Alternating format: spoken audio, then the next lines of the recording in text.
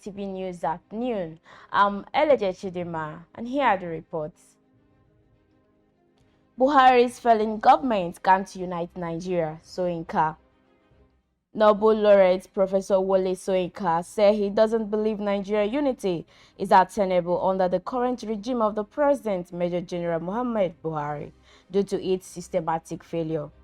Soyinka said this in Abuja on Saturday at the book reading signing of two of his books titled Tropism in Academy and Chronicle of the Happiest People on Earth, organized by Reverend Heights Bookstore and Horizon Gallery. Former Governor Rochas Okorocha of Imo State has asked Soyinka if he could write a Nigerian story that could invoke patriotism and inspire unity among the various tribes in the country. Responding, the playwright said no narrative could unite the people of Nigeria without restitution and justice. He explained that the person internally displaced person's camp could have lost relatives and loved ones due to violence, could not embrace any story of unity unless they get justice. The Nobel laureate said Nigeria had lost a key opportunity to unite, adding that he didn't believe the regime of Buhari could unite Nigeria because it suffered from systematic failure. Remove petrol subsidy, Economic Council tells Buhari one state. The Presidential Economic Advisory Council has asked the President, Major General Muhammad Buhari, to remove subsidy on petrol and adopt a pricing regime that reflects the cost of the commodity.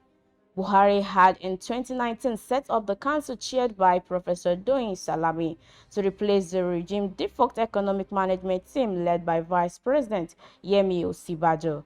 The council, charged with the responsibility of advising the president on economic policy matters, including fiscal analysis, economic growth, and a range of internal and global economic issues, working with the relevant cabinet members and heads of monetary and fiscal agencies, report directly to Buhari. It advised that petrol subsidy be removed formed part of its presentation at a 6th regular meeting with the president last Friday, with it also warned that the subsidy regime could worsen sovereignty of state governments. According to the document presented at the meeting, a copy which was obtained by the Punch on Sunday, the council drew Buhari's attention to three issues that could said urgently needed attention. They include the need for policy clarity with regard to fuel subsidy, which he said could help resolve the dilemma which rising crude oil prices present. The worsening security environment, which he said have adversely affected food production, leading to higher prices, and the need for the petroleum industry bill to encourage investment in Nigeria's oil and gas sector. Still on the news, truck with ammunition fell in Anambra, conductor flee, driver head. A truck loaded with ammunition fell on Sunday in Onitsha, Anambra State. It was gathered as soon as the truck fell into a ditch and spilled its contents. Live bullets littered the road. The driver of the truck was said to have been arrested by the police, while his conductor managed to flee. A source said the incident occurred on Oka Road. It was discovered by those going to the church early in the morning. It has attracted heavy security presence in the road.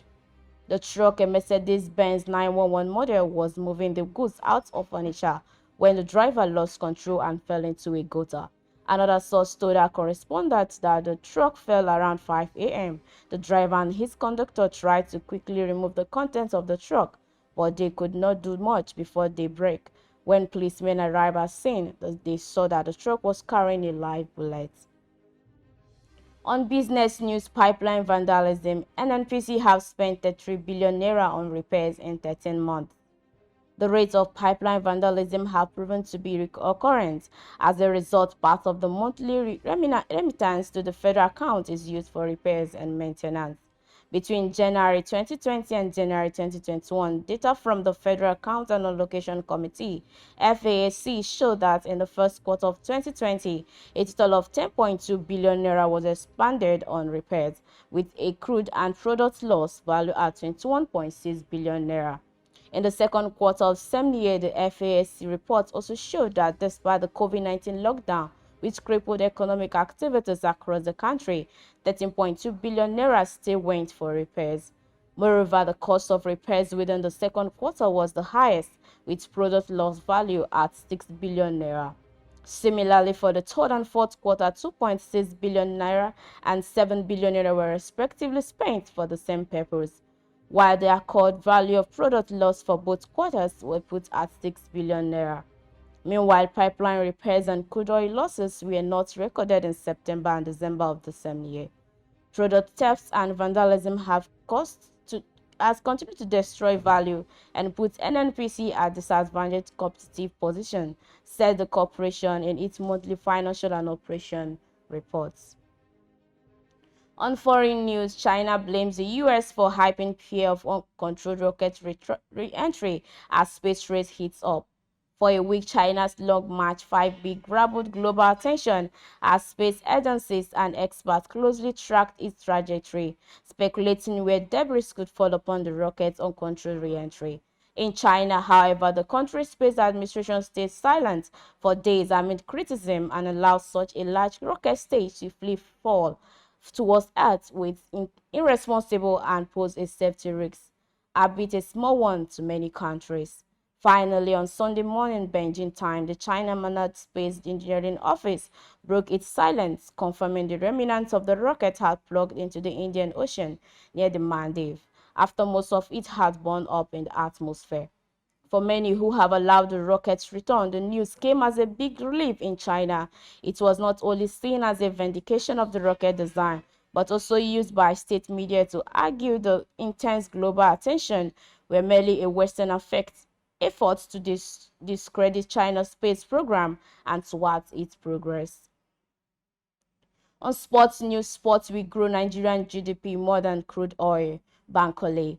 A sport analyst, Mr. Paul Bankole, has described sport as the most lucrative vocation with huge potential to grow the country's gross domestic product and increase per capita income more than crude oil exports if properly harnessed.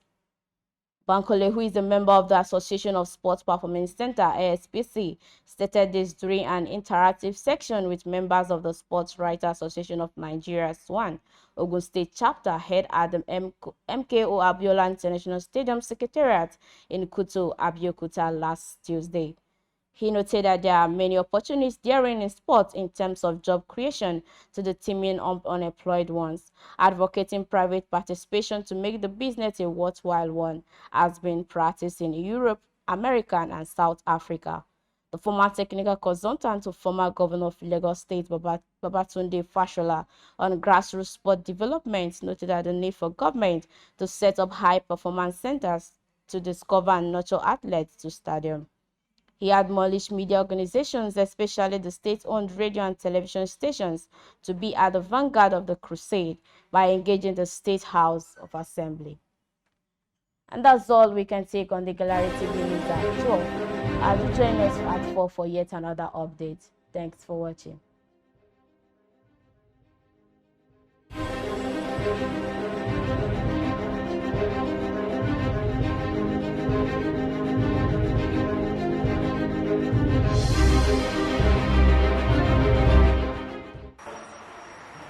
In life, you can never be too sure who to trust. This is the story of Mrs. Ungazi. Mrs. Ungazi just wants to use the ATM. Good afternoon, Mama. Let me help you out to your withdrawal. You don't need to stress yourself. Thank you, but I can handle it myself. The man is just being kind, right? He just wants to help, right? Wrong. All he needs is a good look at the pin. Will he succeed?